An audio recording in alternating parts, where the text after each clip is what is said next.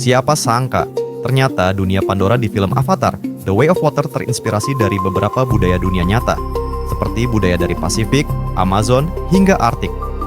Dan yang bikin wowahnya lagi, Indonesia jadi salah satu sumber inspirasinya. Pertanyaannya sekarang, seberapa mirip sih dunia Pandora dengan Indonesia? Mari kita bahas lebih dalam di Oten Talks.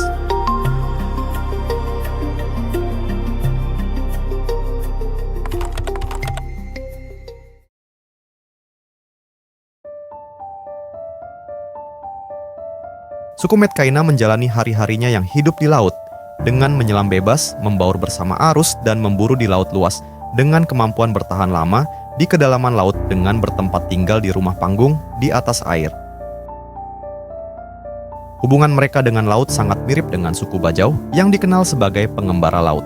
Mereka bisa menyelam tanpa oksigen, terkenal mampu menahan napas 8-13 menit. Tinggal di pemukiman terapung di atas laut dangkal di wilayah pesisir, dan laut adalah ibu mereka. Tapi tidak berhenti di situ. Desain tato Metkaina mirip suku Mentawai. Aksesoris mereka mirip Dayak dan Papua. Cara mereka berkomunitas, gotong royong, itu vibes Nusantara banget.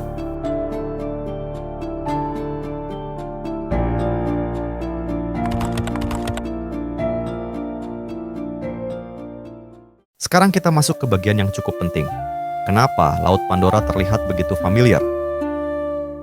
Ya benar, karena tampilannya langsung mengingatkan kita pada kejernihan Raja Ampat, Wakatobi, dan Bunaken. Airnya biru kristal, terumbu karangnya warna-warni. Ikan tropisnya pun begitu colorful dan agresif.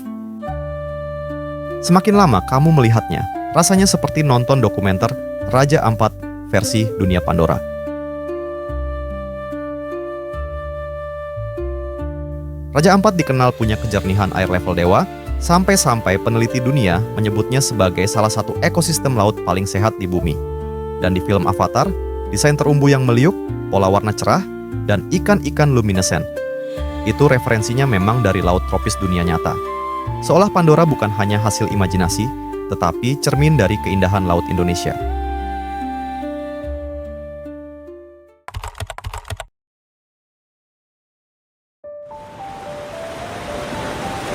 Metkaina mengenakan ornamen dari daun, serat alam, dan cangkang bahan yang juga banyak digunakan suku-suku Nusantara.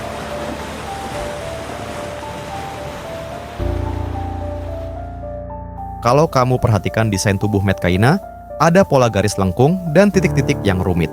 Ini bukan asal bikin. Ini gabungan dari beberapa budaya. Pola tato mereka menyerupai motif alam seperti yang ditemukan pada tato Mentawai, Dayak, dan Papua.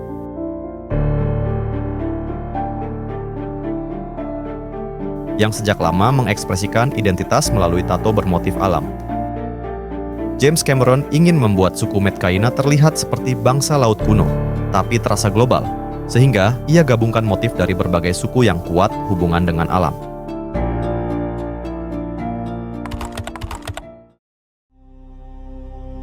Pernah notice kenapa bahasa Na'vi itu gampang diucapkan? Nggak kayak bahasa sci-fi pada umumnya. Karena struktur bahasa Na'vi terinspirasi oleh rumpun Austronesia, yakni Indonesia, Malaysia, Filipina, Maori, Hawaii. Ciri-cirinya banyak vokal A, E, I, O, U, kata pendek dan ritmis, pola konsonan plus vokal yang mengalir. Contohnya Ewa, Toruk, Oel Ngati Kamea.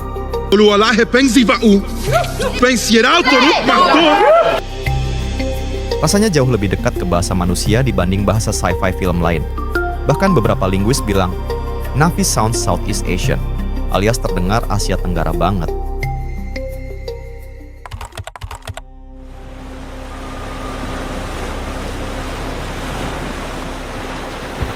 Metkaina menjalankan ritual laut untuk menghormati Sing, raksasa samudra yang menjadi simbol ikatan antara manusia dan alam.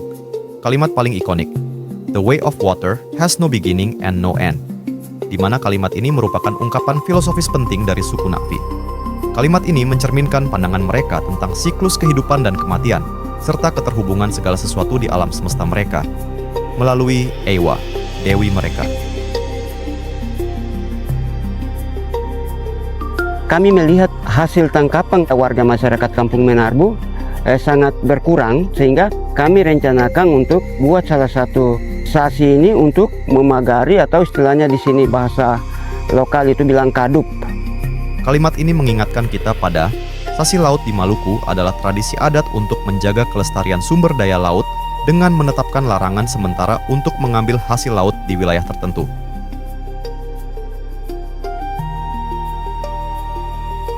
Trihita Karana adalah filosofi tradisional Bali yang mengajarkan 3 penyebab kebahagiaan, keselarasan dalam kehidupan: harmoni dengan Tuhan, harmoni dengan manusia, dan harmoni dengan alam.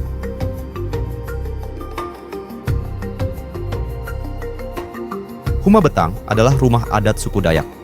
Rumah ini memiliki nilai filosofis yang tinggi, seperti kebersamaan, musyawarah mufakat, kesetaraan, dan hubungan harmonis dengan alam. Kesamaan terbesar? Pandangan bahwa laut bukan sumber daya, tapi keluarga. Bagi mereka, laut memiliki roh. Begitu pula dalam banyak kepercayaan adat Indonesia yang memandang laut sebagai dunia yang bernyawa, sakral, dan harus dihormati.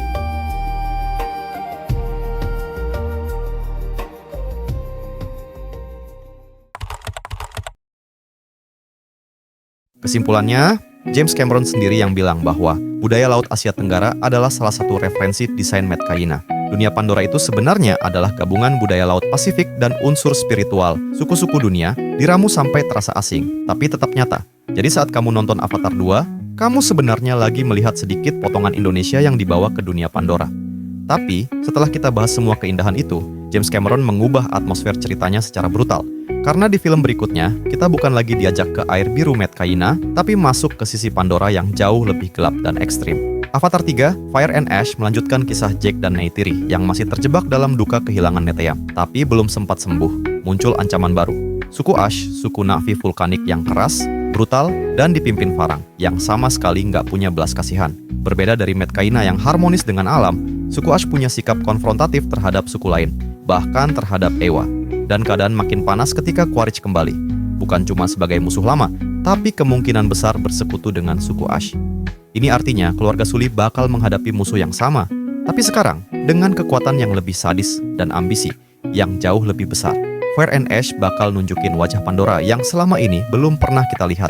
Gelap, kelam, penuh dilema moral, dan bikin kita nanya, siapa sebenarnya yang benar kalau Avatar 2 membawa kita ke laut biru yang tenang? Avatar 3 siap nyeret kita masuk ke dunia api, abu, dan kekacauan. Pertanyaannya, siapkah kamu melihat sisi Pandora yang sebenarnya? Nah guys, gimana menurut kamu? Apakah Ash People punya sentuhan budaya Indonesia lagi?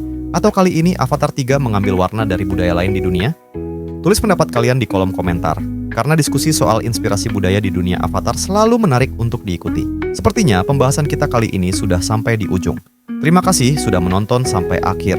Jangan lupa like, subscribe, dan aktifkan lonceng notifikasinya supaya kalian nggak ketinggalan pembahasan berikutnya. Sampai jumpa di video selanjutnya. Salam Oten Talks.